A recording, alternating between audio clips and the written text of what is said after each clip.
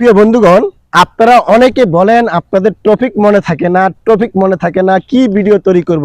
আমি আপনাদেরকে বলি, আপনারা যেরকম আমরা যেরকম দেখেন, এই যে টপিক মনে থাকে না দেখে এই যে ডায়েরির ভিতরে লিখে আনি ভিডিও তৈরি করার জন্য, আপনারাও একটা ডায়েরি কিনবেন, কিছু টাকা খরচ করেন, একটা ডায়েরি কিনবেন। ডায়েরি কিনে এরকম আপনি যেটা ভিডিও মনে পড়বে, যে ভিডিওটা আপনার মনে পড়বে, ওই ভিডিওটা আপনার এই ডায়েরির ভিতরে লিখে নিয়ে আসবেন।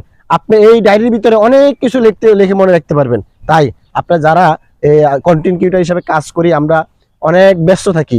অনেক সময় ব্যস্ত থাকার কারণে আমাদের যে ভিডিওটা মনে করি, এটা কি হয়, মাথা থেকে ছুটে যায়, মনে থাকে না। ভিডিও যখন করতে আসি, এটা মনে রাখা সম্ভব না, এরকম মেধা আমাদের নাই। তাই বলছি আপনাদেরকে একটা পরামর্শ।